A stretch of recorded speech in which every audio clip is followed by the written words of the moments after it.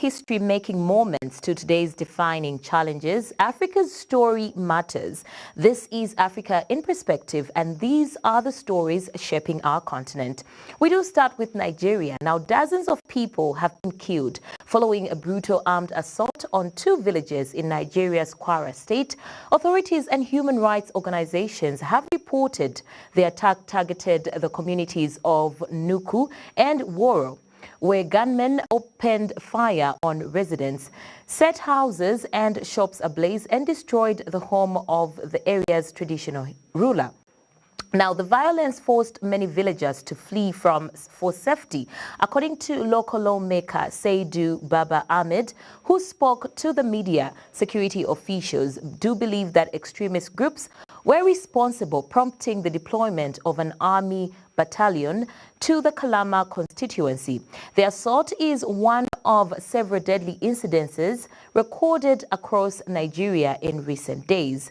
There are conflicting accounts regarding responsibility for the attack. Now, President Bola Tinubu attributed the violence to Boko Haram, while another lawmaker, Muhammad Omar Bayo, cited Lakurawa, an armed faction linked to the Islamic State group. According to the Associated Press, Kwara State Governor Abdul Rahman said at least 75 local Muslim residents were killed after refusing to comply with demands from extremists promoting what he described as an alien ideology. Early estimates put the death toll at 35, but humanitarian agencies say the number is far higher. Now, a Red Cross official in the state told AFP that 162 bodies have so far been recovered, with search efforts still underway. Amnesty International reported that more than 170 people may have been killed, noting that some victims were executed at close range, while others were burned alive. The organization also said several residents were abducted and criticized the lack of security in the affected areas, calling for an independent investigation. Now, Amnesty also did add that a separate attack in Katsina State left at least 21 people dead in the village of Doma. Now, the violence coincides with Nigeria's first official confirming of a U.S. military presence in the country. Defense Minister Christopher Musa told the media that a small American team had been deployed to assist with intelligence gatherings and training following a request from the Nigerian government. No details were given about the size of or the duration of the deployment. Now, Nigeria continues to face widespread insecurity, including attacks by Islamist militants, criminal gangs involved in kidnapping and looting, communal land disputes, and separatist unrest across different regions of the country. That is one story trending in Nigeria. Now we move on to South Sudan, where several aid workers are missing after airstrikes hit a hospital in South Sudan, close to the border with Ethiopia. According to a charity group, the hospital is run by Doctors Without Borders in Jonglei State. Now, MSF said the hospital was hit during the night by an airstrike carried out by South Sudanese government forces. The government has not yet responded to the claim. On the same day, MSF said another health center in Peri, also in Jonglei State, was looted by unknown attackers, leaving it unable to operate and save local people. Fighting has also increased recently in Jonglei between government troops and forces loyal to first Vice President, who is Riek Machar, who has also been removed from his position after being accused of trying to overthrow President Salva Kiir.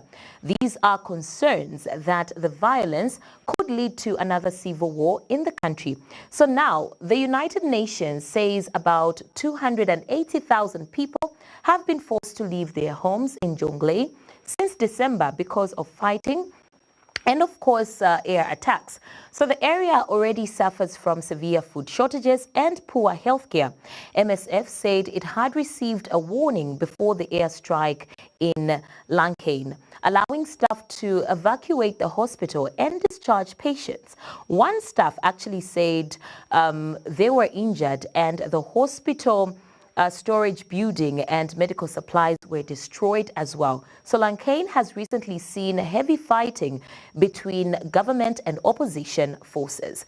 MSF said only the South Sudanese military has the ability to carry out airstrikes in the country. On the other hand, the charity also warned that it is the only healthcare provider for about 250,000 people in Lankain and Pieri. So the attacks mean many people may now have no access to medical care. An MSF official said it is unacceptable for hospitals and aid workers to be attacked. Last year, MSF reported 8 attacks on its facilities in South Sudan, which forced the closure of 2 hospitals and disrupted healthcare services in several regions.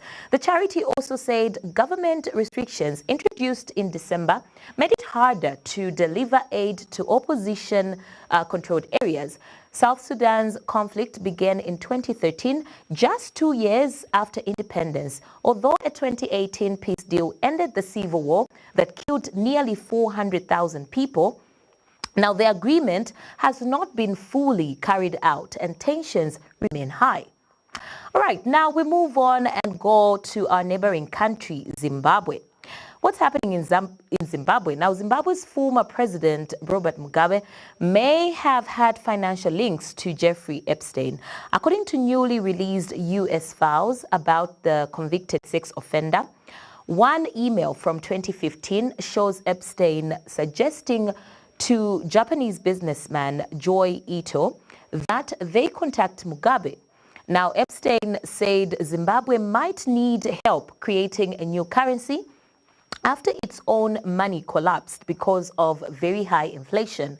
Other documents released by the FBI in 2017 include claims from an unnamed source.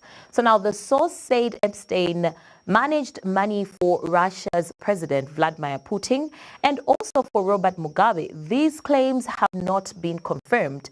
Being mentioned in Epstein files does not mean someone committed a crime. Robert Mugabe, who led Zimbabwe to independence and ruled for many years, died in 2019 at the age of 95. He was removed from power in a military takeover 2 years earlier. Now, looking at Jeffrey Epstein, he was a wealthy U.S. financier. He died by suicide in prison in 2019 while waiting for trial on sex trafficking charges. In 2008, he was convicted of paying a 14-year-old girl for sex and finished his prison sentence in 2010. The new files released by the U.S. Department of Justice include emails between Epstein and Ito. In one message, Ito asked if Epstein was friends with Mugabe. Epstein replied that he was not, but said he could easily get Mugabe's attention. An unnamed former ally of Mugabe told the media that some details in the files were incorrect, suggesting the information about Mugabe may not be true. So now Zimbabwe is still ruled by Mugabe's former party, ZANU-PF. The country has struggled with inflation for many years. Although earlier attempts to introduce a new currency failed, a gold-backed currency called ZIG, launched 2 years ago, has helped stabilize the economy. However, many people still use the US dollar. All right, moving on to Tanzania. A notorious Tanzanian drug trafficking suspect has been arrested in this country, Zambia, following a coordinated raid in the capital, Lusaka. Authorities have confirmed. The Zambian Drug Enforcement Commission said Ahmed Muharram, 40, was detained on Tuesday during a series of intelligence-led operations targeting illegal drug networks. Several other suspects were also arrested. According to the DEC officers, recovered large quantities of marijuana and codeine-based cough syrup during the raids. Muharram is described by authorities as a transitional drug trafficker who has been under surveillance for some time. So the commission said the arrest was the result of sustained intelligence gatherings and cross-border cooperation. Muharram has not yet commented on the allegations. Under Zambian law, marijuana is classified as a dangerous drug, and the possession, trafficking, or use of illegal substances such as cannabis carries penalties, including fines or imprisonment. Zambia continues to face challenges linked to drug abuse and trafficking, with cannabis and heroin among the most commonly trafficked substances in the region. In South Africa, South Africa's Zulu king, ZULU, has caused controversy after using offensive language about foreigners and calling for them to leave the country during a public speech. The king was speaking at Isandlwana, a historic site in KwaZulu-Natal, where Zulu warriors defeated British troops in 1879.